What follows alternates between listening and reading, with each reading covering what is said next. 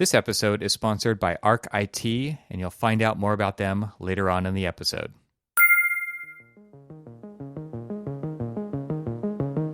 Hi there, I'm Evan Troxel. Welcome to my podcast about how technology is changing the architectural profession.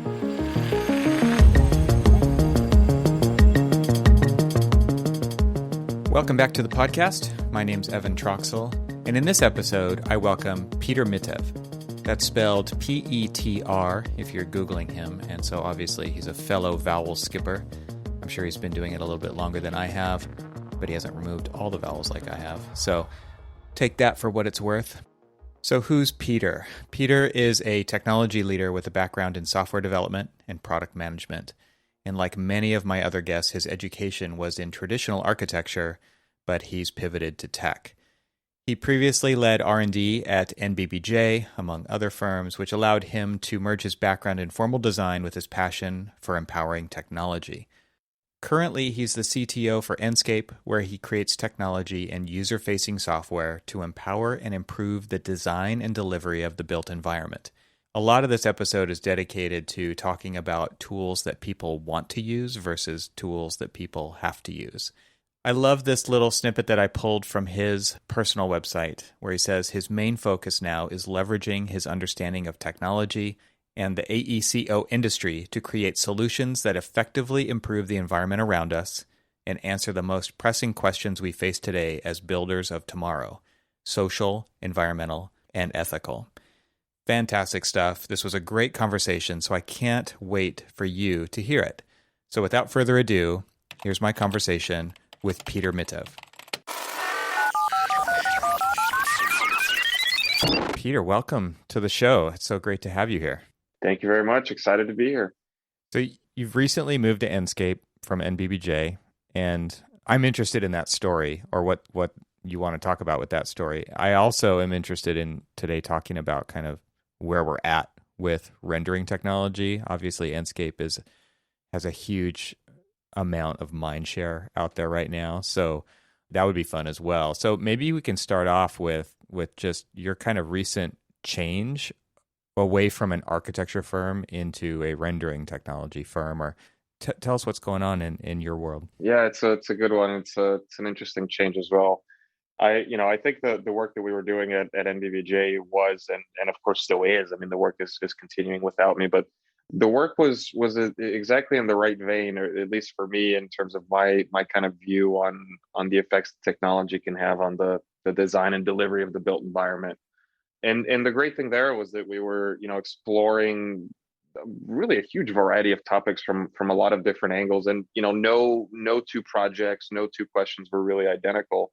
So we really had a lot of creative opportunity and creative freedom to solve those problems in new and, potentially experimental ways, which I think was exciting, not just for us to do, but also for our clients to see and experience the benefit of it. Right. And if we didn't have that positive feedback, we would have been out of a job, of course. Right, and we wouldn't have had a huge team the size that it grew to at our peak. So I think it was definitely exciting work.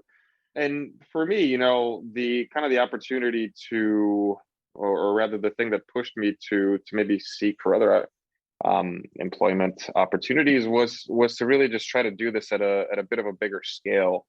At the end of the day, I think, you have a business model for an architecture firm, which is just at its core, really conflicting with a business model of something like a tech company or software company. And that poses some very natural and expected limitations on that kind of work. And it's just reality. I can't say it's good or bad. I don't know. The fact of the matter is that, NBBJ pays the bills with design work. That's always going to be the priority. That's what the firm is the best at. Mm-hmm. I'm sure they'll continue to be there. But for somebody like me, it also raises the question, well, how do I take this knowledge that I have and reach as many people as I can if I do believe that what I'm doing or able to do is a positive force for change in the industry. And the Enscape opportunity was a huge, I think, bit of luck and timing, because initially I frankly wasn't even sure if I wanted to continue in AEC. there was like I said, really great timing. Enscape was kind of in the middle of reinventing itself from the startup phase to the mature company phase.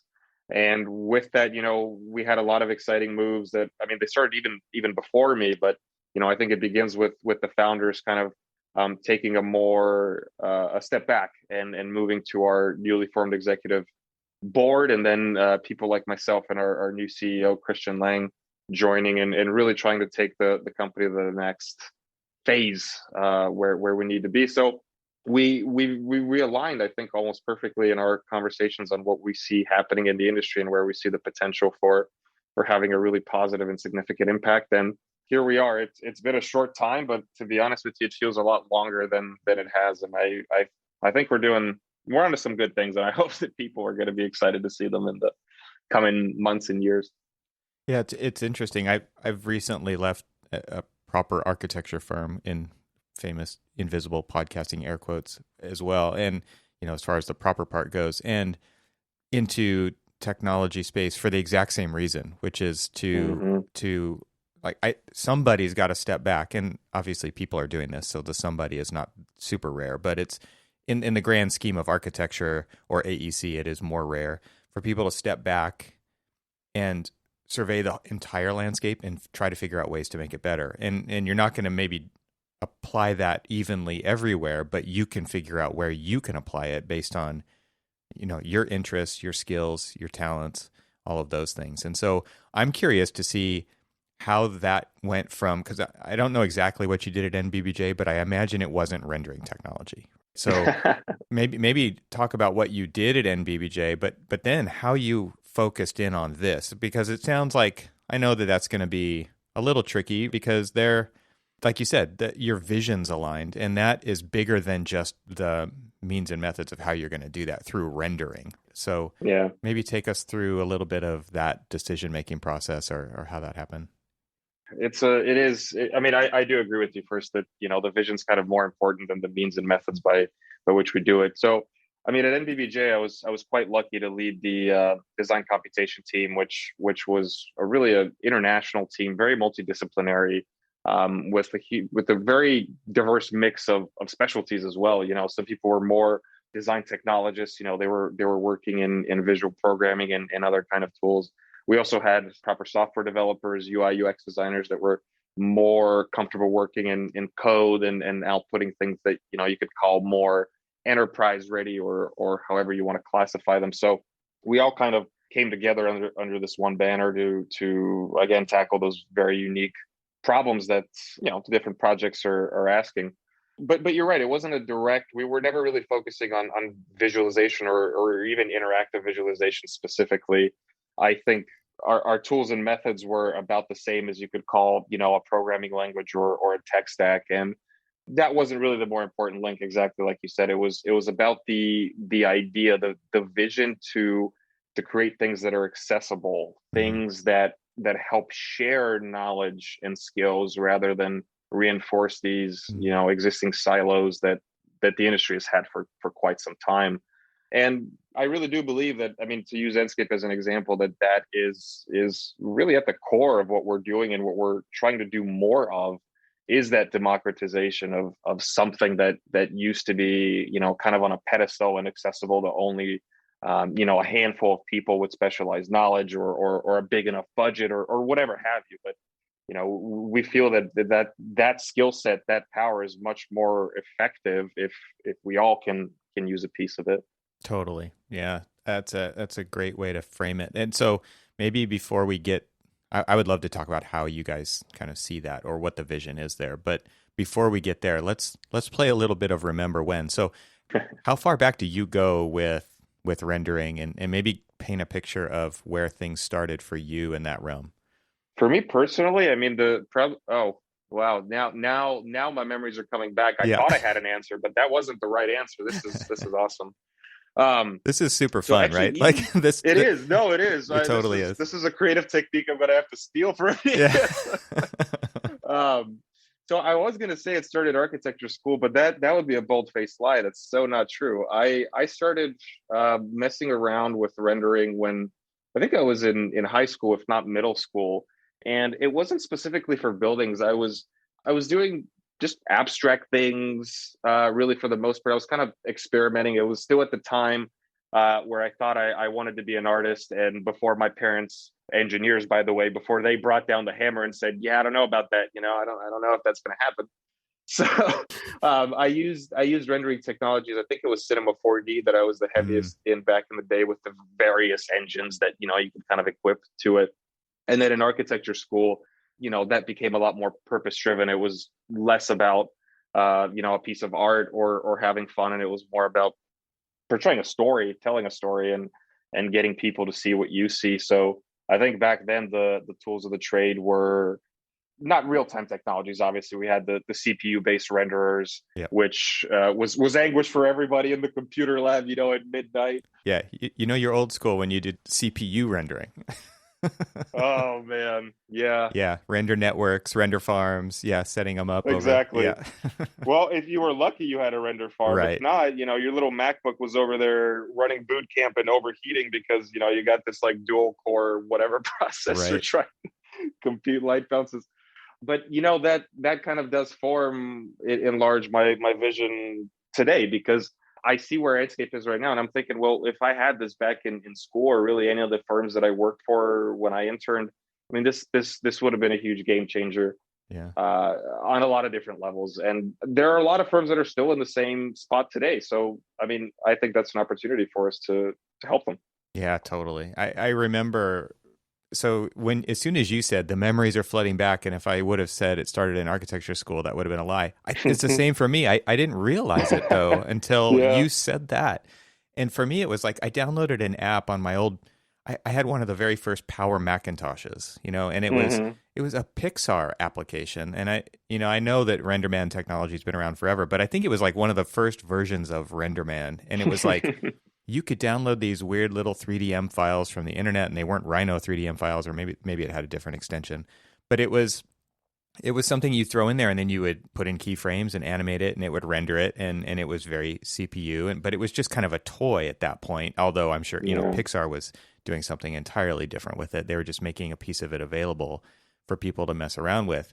And then I learned 3D. I learned Form Z, and Form Z had a ray Hmm. tracer. And oh my God, 18 hours cooking for one image, right? Because you used glass and you had reflective materials and you had transparent materials. And when you stack transparent objects in front of other transparent objects and all the stuff going on there, it would just, exponentially make it take forever.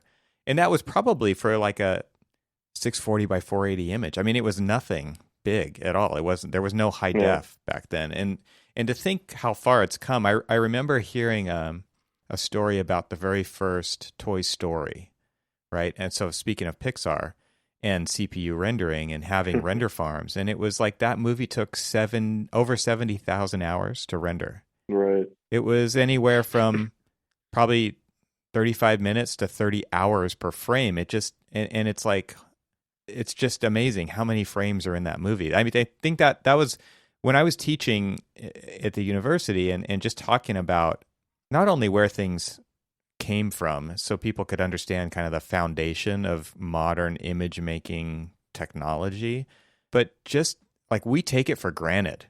And people don't think when they see an animation, because of real time rendering nowadays, I imagine, and because it looks so effortless, that every second has 24 to 30 frames in it, and every one of those images has to get rendered. And now it's like it's just an afterthought. You don't even have to think about that. It's really interesting to me. So and maybe let's hit a middle step here, which is like, where did real time come into the picture? Is it strictly from video game technology like Quake or Half-Life, or was it something else? I mean, I think there's probably no shortage of people that can answer that more intelligently than I can. But I mean, I think that's one of the biggest driving forces. I don't know if that's exactly where it started, but I would say it's highly likely. And if it didn't start there, then it was a huge driving force, because Mm-hmm. I mean, you look at it from a financial perspective, right? In which there always has to be one, because otherwise things don't grow, things don't go anywhere if there isn't that backing. And I mean, the video game industry has been and will continue to grow very, very rapidly. So I see things like that as opportunities for technology to really thrive, and real time has recently, especially. I mean, you not only have software, but you have hardware, which is Mhm. getting more and more capable. So Yeah.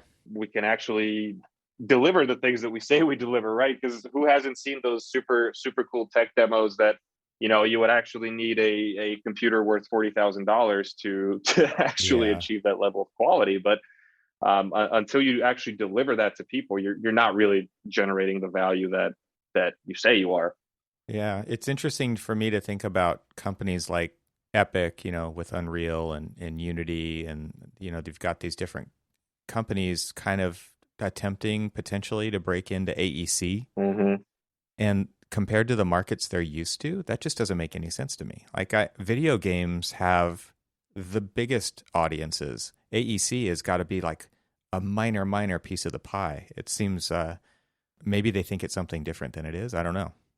No, I think you're right on. I mean, to be honest, from my perspective, that's kind of evident in their product. Like, yes, the underlying technology is quote unquote effective at solving the problem, but they're kind of approaching this without an understanding of the way this industry works Hmm. and how information actually moves. And I've seen a lot of these, again, like a really flashy sales pitch or a PowerPoint deck, and if you look at it intellectually, yeah, that sounds awesome. That sounds like Right. why isn't everybody doing this, right? But Right. but you and I that recently came off of an architecture firm experience, we all know there's underlying cultural, social, professional barriers to implementing these tools. So yeah, and you're right. Economically, financially, it is a small piece of the pie. Hmm.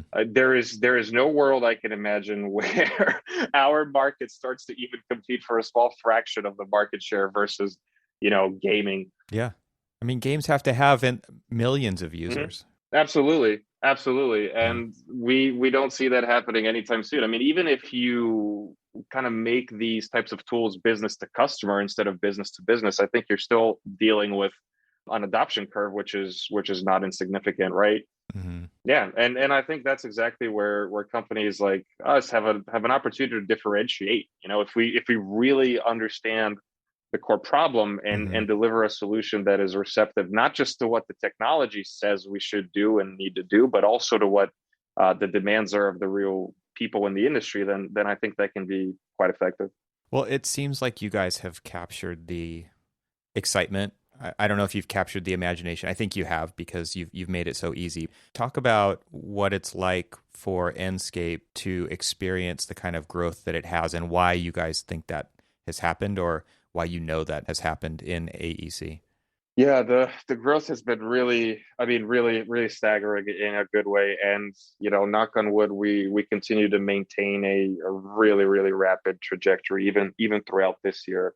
What are we? I think we're around 100 people now. We were around 80 when I joined a couple months Mm, ago, and we have, I think, about 25, 26 open positions right now today. wow. So and we recently moved to a new office 2 weeks ago because our old one got a little too small. So it's happening. But the big question is why. I Hmm. think for us, the foundation is that we have a product that people actually want to use. They like using it and they want to use it. We have sales, we have marketing, but and as great of a job as they do, we really think that the strength of the product is what's driving our success, and hopefully continues to drive our success. But that responsibility is on us. We need to continue listening to the community. We need to continue ensuring that we're delivering features and products that are relevant, and that they have the right value proposition for the realities of our industry, which again, you and I know, but a lot of other vendors really have yet to learn. How much of that is driven by the clientele that architects have, do you think, versus the architects' just excitement about using a tool that's fun to use and gives them what they want? Do you Yeah, think that there's an expectation set by clients of what they expect to see from an architect nowadays that's much different than what it used to be? I think there probably is at least a little bit of that. I mean, we all kind of live in the same connected world where we have social media, internet, so Yeah. so you're exposed to these kinds of things when when you see that the new Amazon headquarters is announced, right, you see what that presentation looks like. So I do think clients are, scaling up their expectations as well. But, the good news is that the industry is also scaling up the software and the tools that are able to deliver that and make it more of a reality for, especially for the smaller firms, which when you consider it, they are the vast majority of architecture firms globally. And these aren't firms with a dedicated rendering department. Most of these firms are less than 5 people. That's the biggest game changer right there, right? Is that now modern hardware can do this stuff without any special extra equipment. So any size firm has, like you said earlier on, and I think we could probably start to shift in this direction about the vision of democratizing these tools. At least that's what it sounded like you were alluding to. To me, that's really the game changer here. And that combined with the cost, because other tools that you're competing against either are cheaper but way harder to use. Like if you wanted to develop your own, Unreal app, right? You're going to be spending time in their visual programming or their coding section and applying material. Like it's just a lot. It's totally different. Or you've got something like a Lumion, and you've got other things out there that cost substantially more, but do different things. So you guys kind of seem to have hit a sweet spot there. Yeah, it's a hard one to maintain, as I think you might imagine. But there's always a balance, and I think for all the other players that you listed, there's a similar balance, right? And we do want to make sure though that balance that we maintain is as little of a barrier as possible. And it's a hard question, especially when you look at the fact that we're a global company, and the purchasing power here may not be the same as the purchasing power elsewhere. And the global picture is very, very diverse, and it is a ongoing and a huge challenge to make that work. But for right now, we do believe that the value proposition is there. And for the tools that you mentioned, they're cheaper or they're free. They are, but like you said, you need to have a specialist and B, the time to actually create something that's at the same level. And again, for most people, you really don't have a dedicated rendering department or somebody else that's going to sit there and do that for you, unfortunately. Yeah.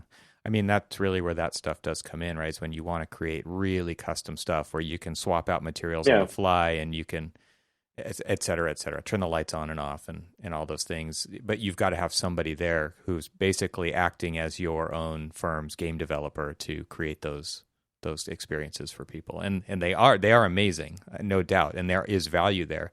But again, I think this comes back to that idea of the sweet spot of what do normal architects, and I don't mean that in any kind of degrading way, but it's like, what do most people need most of the time? And that really seems to be where you guys have inspired people. Exactly. And especially these days, I mean, we're really shifting away from thinking ourselves as a visualization firm. We want to be, a visualization technology firm. We really want to be a firm that makes products and technologies for design. And yes, visualization is right now the way that we deliver our value to the design process, but we want to make sure that we keep a very keen focus on the process, and not kind of get a little potentially too enamored with the underlying technology, with the means and the methods, and again, I think that can be a huge differentiator for us, especially with the architects and designers that we were just talking about.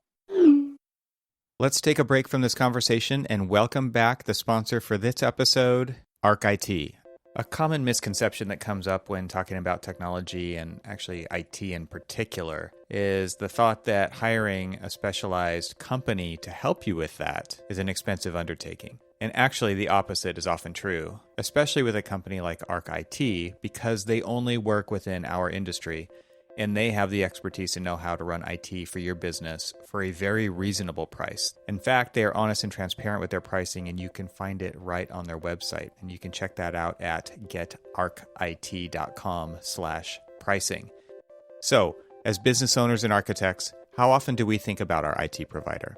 Typically, only when things go wrong. And for many of us, unfortunately, this happens too often, especially with the latest emphasis on remote work. I know that I've had to deal with my fair share of IT fire drills. Not pleasant. ArcIT, however, is a very different kind of company. They specialize in serving architecture, design, and engineering firms, and their goal is to help you use technology as a competitive advantage. This means that they understand your technology stack, and they won't waste your time and money, learning how your tools work within your process. Combine that with industry-leading response times, proactive remote hardware management, and solid disaster recovery and backup solutions. That's something that everybody should be thinking of, honestly. And enterprise-grade security management. And yet, above all, these are just table stakes for a solid IT company. Arc IT goes a step further. They become your strategic partner when it comes to planning, budgeting, and integrating new technology into your business processes. So all of this sounds expensive, right? Nope, because Arc IT is highly specialized for our industry. Their pricing is on par, or in some cases even lower than other IT providers. Arc IT is transparent and even publishes the pricing right on their website. Speaking of their website, there's also something else you should check out when you're there, and that is their Design Under Influence blog and video series. Again, adding value to IT-type solutions across industry, all good stuff. So your business deserves a competent, responsive, and proactive IT partner. Reach out to my friends at Arc IT for a free consultation. So go to getarchit, that's getarchit.com, arc like architecture in the middle, and click Work with Us. So thanks very much to Arc IT for sponsoring this episode of the Troxel Podcast. And now let's get back to our conversation. The traditional tools that we kind of reminisced about and skipped over a bunch of them, but it's very under the hood. You have to want to tinker with specular highlights and reflectivity amounts and bump maps and normal maps and, lighting setups. And there's, I think I definitely got caught up in a lot of that back in the late 90s. And that specialty made you valuable to a firm, but it also kind of pigeonholed you into just being the rendering person. Mm-hmm. And nowadays, by democratizing a tool or making all of that, it's very much a phone-based app approach where it's like, just do what I want it to do, right? I don't care about twiddling all the knobs. I don't need the full-on MIDI synthesizer with every single knob. Right. I don't want a tool like that. I want a tool that does what I want it to do quickly. And that is very delightful for people to use. But it also makes it so that somebody, like everybody just does rendering. I think that's one of the biggest shifts that I saw was away from a specialty visualization department where there was two or three people who were the expert specialists. It allowed them to move into more of what they wanted to do, which was the higher end stuff. Right. And it gave everybody, by introducing a tool like Enscape, it gave everybody the ability to just make beautiful renderings fast without going through this, very much so a constrained group where their calendar was booked for months to do renderings, to do animations, to do fly-throughs, to do custom app development or VR or any of those things, where this is really just said, okay, you with your desk, with your laptop, you can do this too. And that's exactly what people grabbed onto. And not only that, but it's fun to use. I think that's, to me, one of the biggest things, and this is why SketchUp is such a force of nature in architecture, or I think it's how it got there, it was just fun to use. That has so much more value than people think. Like, nobody shows up on a day-to-day basis and thinks that Revit is fun to use. I mean, there is a very small percentage of people who really think that, but for the most part, like, people fight Revit. Yeah, that is the opposite of what you experience with a tool like Enscape. And that's our goal. It's a hard one. I'm not going to lie to you, and we don't always hit the mark, but it's something that we always think about. And I mean, when you think of the core demographic of people that are using our tool, and I kind of think of the professional background, the educational background, and what the design process is, like, this is not a group of people that I want them to fight with my tool. They're used to, I mean, the natural steps of the design process. There's exploration involved. There's an artistic nature to it. There's discovery. It's not this rigid, here, sit down, give me your technical parameters, I'll spit out what it's supposed to be. No, like we want there to be an interaction, a bi-directional feedback. It's not a math problem, right? Yeah, it's an artistic exploration. Exactly. This shouldn't be reduced to a formula. And I think when you turn it into a production process, you do that, right? Because you say, well, I'm only going to produce a rendering, I don't know, once every 2 weeks when we have a client presentation. Okay, great. What about the other changes in the middle? So I agree. Interaction design is, I mean, it is one of our most, if not the most important pillar. Mm. And we're very lucky to have some very, very talented folks there. And I mean, they're continuously being challenged though, because as you said earlier, nobody wants to see those knobs and sliders for the most part, but there are some experts that do want to tinker with them. So Yeah. our job is to figure out how we hide the complexity for the most part, but also have the ability to expose it to those that feel comfortable with it. Yeah, absolutely. Again, I kind of go back to the client expectation side of things, and not from image quality or photorealism perspective, but more from I want to see the latest renderings all the time perspective of where's my project in the pipeline. What updates do you have for me? I have a board meeting this week. What can you give me so I can show them where we're at? I think that this is one of the biggest drivers of real time nowadays. And I think that one of the tricky things here for architects has been to balance their infatuation with photorealism, right? Like I definitely have seen it skew that way. Like if I can have that, yes, I want it. But I also know that it's expensive from a time, from a hardware, from, expertise perspective, versus the much more, loose, desaturated, massing, less detail, taking people through that process. I think that we are jumping to photorealism a lot faster, not only because of these tools, but just because of the expectations that are out there, but also because tools allow us to get more detailed in such a quick way, but still be flexible with the geometry, which also helps that rendering side of the storytelling aspect of it. So we can keep pumping these boardroom meetings with real-time imagery with significant changes quickly. That to me is kind of a fascinating turn of events that's happened in, the last, I don't know, maybe decade, maybe not, maybe less. Yeah, it absolutely is. And I think it's also been contributed by the fact that, more and more people are starting to trust the model as a central point of truth. That's a I mean, really good it's not point. 100% there. It's quite far. There's still plenty of people that'll tell you that BIM's not really working. And I'm not here to debate that topic, but I think overall we've seen the industry shift to putting more intelligence in these models. And that's absolutely critical to getting these photorealistic, in air quotes, visuals out. Because again, I see a lot of these tech demos, but I always ask myself, okay, well, how many times have I actually seen this level of material fidelity in a BIM model? Yeah. Let's be honest here. It doesn't happen very often. Right. And it needs to be there. Otherwise, I don't care how good your rendering engine is, you're just not going to see anything. So there is some work there that, we can't really do. We kind of expect our customers to take the lead there. And as we see them continuing to do, then all we have to do is continue to support it and make sure that our output matches the level of fidelity that they're putting in. Yeah, it's really interesting to see kind of, I remember working on projects and designing buildings, and it was very much like you said earlier, when it's like, we have agreed, it is in our contract to deliver you renderings at the end of design development period, and you will get 3 of them. Yes. And now it's like you can spit out, 50 images in an hour because you move the camera, save it, move the camera, save it, move the camera, save it. And you could potentially just have a Pinterest board continually updating that a client can just look at any day, any time, and there's the latest. And it, I just picked that off the top of my head, but it could be a website, it could be an app, it could be anything. And it's like, yep, here it is. Here's where your project is today. And I think that level of immersion for the client side to have the ability to peek anytime they want and see what's happening is pretty incredible. And to me, that's good for architecture.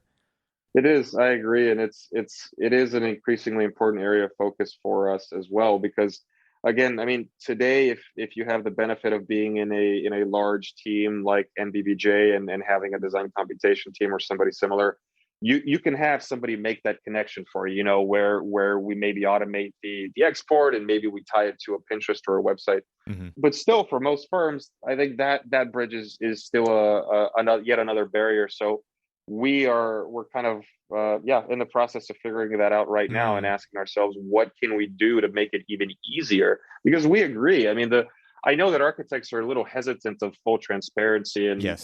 that's not for us to decide what they show. Right. Right. it's not for us to decide what they show or not show, but it is up to us to give them the tools to make that decision, Yeah. and to make it easy for them to decide when, where, with who. So yeah, hopefully some things coming down the line in that respect for us. Yeah, I didn't mean to say otherwise because I agree. Like there is some amount of you need there to be certain beats that your project hits that provide levels of payoff that isn't just a consistent hit of dopamine all the time, right? Right. And so Right. I Right. totally see that too. Like, but you're right as far as the architect's ability to be in control of that in a much more easy way is welcomed. I'm sure it's fantastic. Yeah, and I mean, how much of the process is about crafting a narrative, a visual narrative? We recognize that again. We want to focus on how design happens in this industry, and not just deliver a feature for the sake of saying, "Hey, here's a checkbox, we ticked it. Now go have fun with this," whether or not it actually works with your process. Yeah, yeah. Okay, so I would love to hear kind of behind the scenes now this, as if nobody else is listening to the show. Like what is the vision for Enscape? Where do you guys how are you going to go about democratizing this even further? And what inspired you about joining Enscape with that Yeah, alignment of vision? I think those two questions are very, very related, and they're very related to the reason I'm here as well. My primary responsibility is making sure that our strategy from both a product standpoint and a technology standpoint is the right strategy in terms of helping solve the biggest problems for our customers. Mm. So, a large part of that is obviously where we are today, and how do we do that with Enscape real-time rendering, which is an ongoing discussion. But another discussion, and a huge chunk of my time is figuring out, well, what's next. What are other products or solutions or avenues that we can explore that are equally relevant for our consumers? And again, this is all really good timing because we recently actually just launched the huge. I don't want to just call it a rebrand. It was much bigger than a rebrand for us. It Mm. was really just a synthesis of our DNA and an articulation of what we see as the core of Enscape. We wanted to share that with the outside world, Mm. and finally have that become our full identity. Now that we're growing as a firm, we're, I think, about to reach the 6-year mark, the 6-year birthday. We're starting to better understand who we are and who we want to be in this industry, which I think is a great thing. And I encourage anybody listening to go ahead and check out that mission vision on our website and video. I think they're articulated a little better than I can, but it is essentially around this topic of continuing to create accessible design technology, and all in the spirit of kind of being able to fully understand design and the built environment before we get into construction and start actualizing it, of course, with the goal of creating better environments, better communities for all of us. Yeah. I mean, so that alignment with what the value proposition of architecture is that's a big deal. That's an amazing kind of statement, I think, for a software vendor or a vision for a software vendor to have, which is so much in alignment with what the purpose of real architecture should be. I think that's really interesting for a tech company to do that. That's awesome.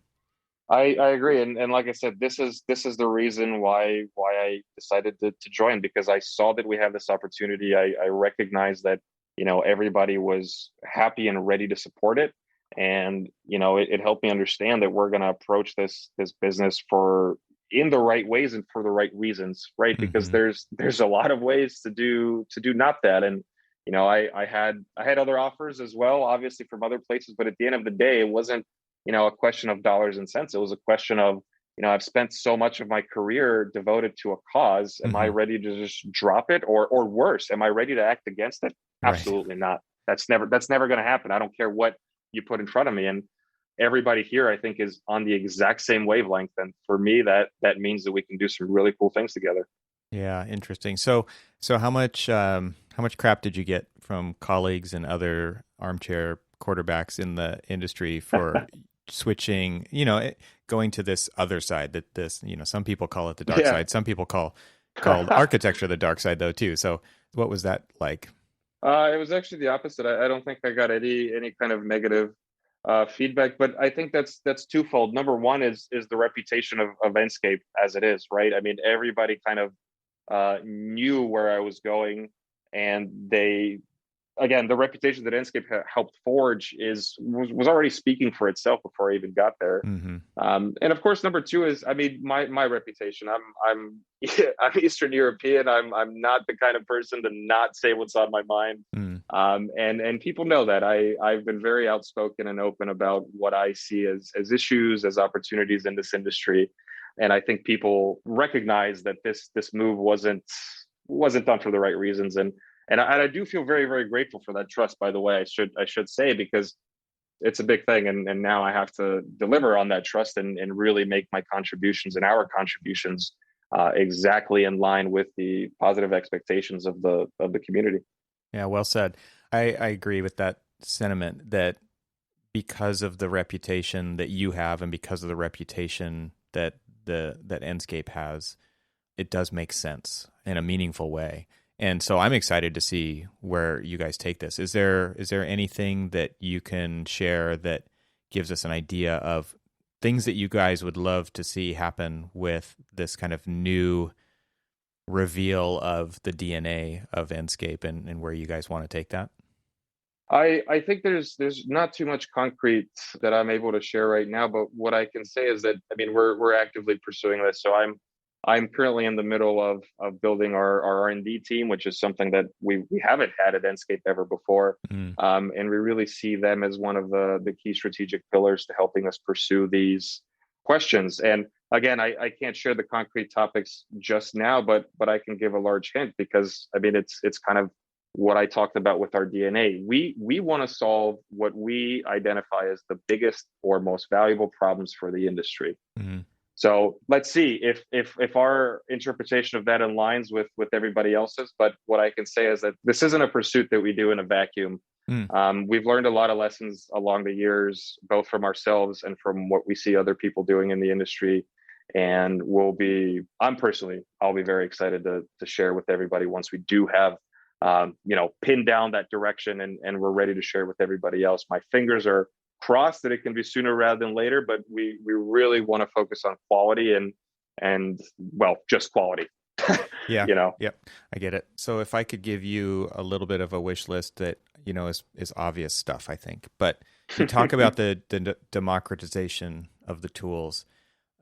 Obviously that can go a lot further, I think. So any device, I would love to be able to render my projects from my phone. I would love to be able to render them from my iPad from a location that's not tied to a fast internet connection, because that stuff's happening in the cloud. So I can see so much of architecture, and I just had a really interesting conversation with another person about this. Was, computers was a thing that ran a program, right? Not even an app, right?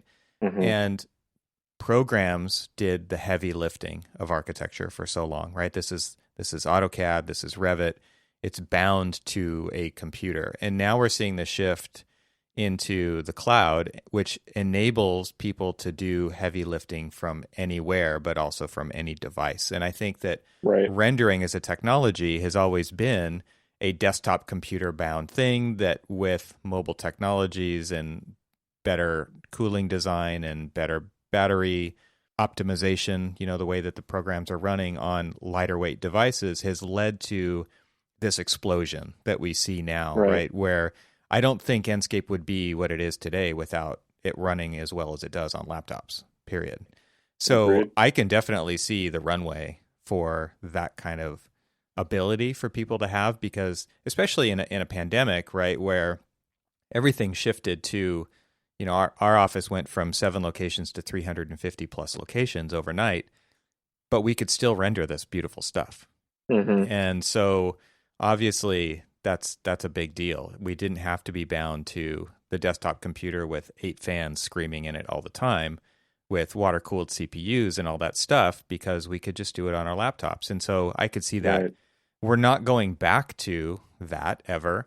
So where are we going with that? And I could definitely see some amazing potential with that kind of stuff. The other thing is, obviously, you talked about hardware developments and things are getting smaller, it is amazing to see what like an Oculus Quest 2 can do as an untethered device, rendering Yeah. 3D in real time for a fully immersive sound and video experience and a movement experience. That's incredible. Absolutely immersive, incredible. You're disappointed when you take the goggles off and come back to the real world, kind of impressive. So architects need to be able to do that kind of stuff.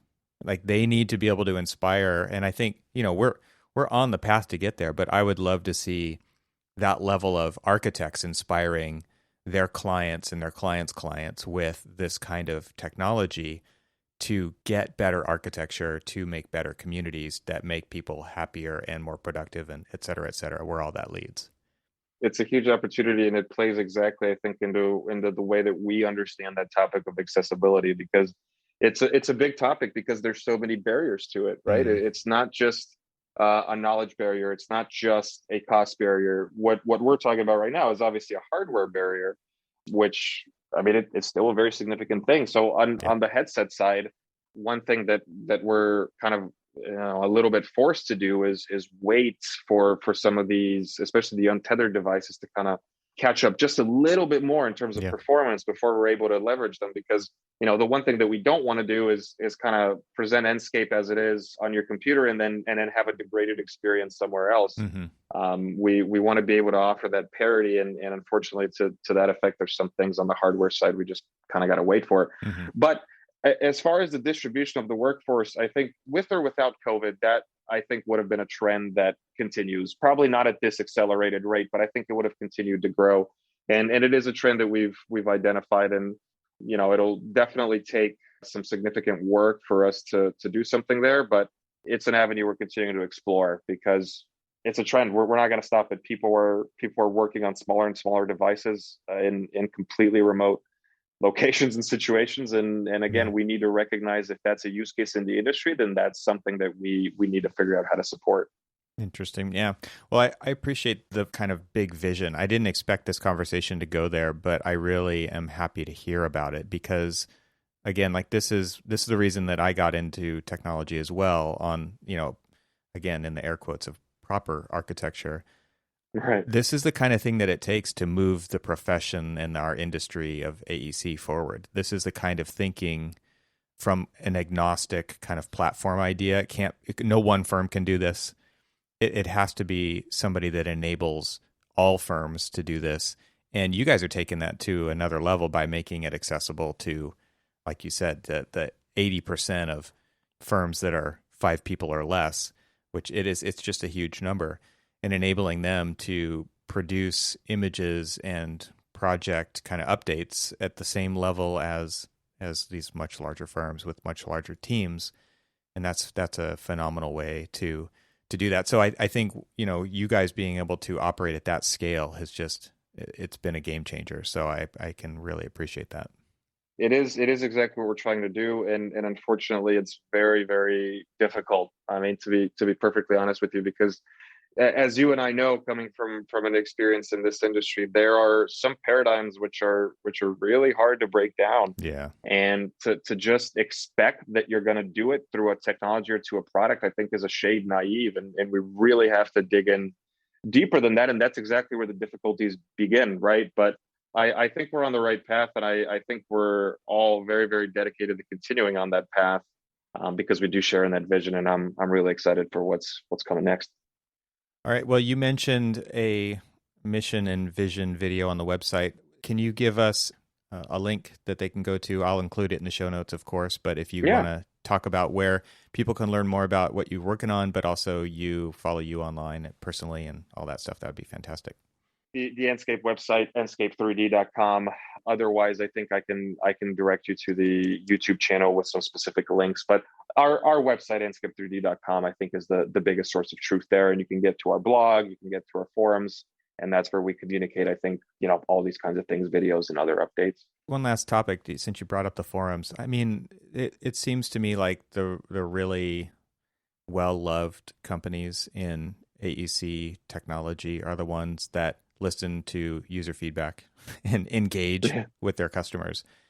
Can you speak a little bit to that side of things from an Enscape perspective? Yeah, it's absolutely core to what we do. Our product management team and our head of product have set up an ever growing customer advisory board. And this is kind of the more or less the quote unquote official mechanism that we have of getting high level feedback. But in addition to that, we try to turn it into, how do I say it, not just an isolated touch point. We try to really bring it into our everyday. And what I mean by that is, if you look across every team, they're doing it differently, but we're all engaging with customers almost daily. There are some sales calls that I'm on. There are some partner calls that, we have other people on. But the point is to always kind of have this awareness and direct line of communication with our customers, no matter what the feedback is, positive, negative. Are we buying license? Or we get rid of them? Doesn't matter. We want to understand the reasoning and what we can do to be better. And like I said, it looks very, very different team to team, but we're constantly trying to elevate that and make it even more ingrained to what we do. And there are a lot of people, I think, that help us out on that front. We have industry partners and friends like Dan Stein, who's very active, obviously, in the AEC tech thought leadership community, but he's also one of those people that are, almost strategic consultants and partners to us and really help us contextualize our work and tighten that bond to other companies of, the representative of the diversity of the industry. So yeah, something we're very passionate about. Yeah, I had a conversation on here with Scott Davidson from McNeil, and the way that McNeil engages with its customers is very different than some of the much larger players in the industry. I think there's a love there. And also, I would also say that, he did say on the podcast that they would have never imagined the direction that the product has gone right on their own. It's driven by users. And I think that's, to me, one of the most beneficial things to hearing this story today is that people can understand that you don't have to be 1,000 user firm to provide useful feedback to a technology company because of the way that you guys want to engage with your customers. If you're hearing things and you understand where they're coming from and you understand why they're asking for things because you are engaging with them at that level, then it is kind of a level playing field for a lot of people, and they can get in there, get their ideas, and get their needs met, hopefully with an agile software development company like you guys. Exactly, and we do want to make sure that well, of course, we want to make sure that we don't just limit it to a certain scale of firm, right? Because like we said earlier, I mean, the majority of firms aren't those huge firms, and the majority of our clients are also, if I look at it just from a statistical standpoint, they're not just the biggest players. The biggest players are an important, but ultimately kind of small section of our client base. So if we were to just listen to their use cases, well, we'd be building features that are maybe not relevant for the others. So we really try to bring it all together and make the very, very hard decision of what is going to make the most people happy. Yeah, well, thanks for going down that little tangent with me there. I think that was an important thing. So last thing is, where can people find out more about you and follow you online, Peter? Good question. Yeah, so my handle is pretty much the same on GitHub, LinkedIn, Twitter, MITEVPI. And on LinkedIn, I'm just my name, Peter, just spelled funny because I'm Slavic, Petr, Mitev, Mitev. But feel free to reach out. I'm very active, and people kind of talk to me about random things all the time. I'm happy to engage if there's something that you're interested in, or if you just kind of want to bounce some ideas back and forth. But I'm happy to hear from you. And of course, if you're an Enscape user or want to be a user, or you just have some feedback or questions, feel free to reach out to me. Or again, go to enscape3d.com and hit up our customer support if there's anything specific or very technical that you might need help or support with. Thank you so much for your time and your generosity today. It was fantastic to hear kind of this bigger picture vision and the way that you guys are approaching visualization, this piece of the puzzle that is such a huge piece of what architects do on a day-to-day basis. I think it's fantastic. So it was a great story to tell, for you guys to tell it, and for me to be able to share that with our listeners. So thanks very much for having this conversation today. Yeah, thank you. It was a great opportunity to be able to tell it. Indeed, it's still fairly new, not as an idea to us, but it's still a fairly novel experience to share it with others. So I'm really excited we got this chance.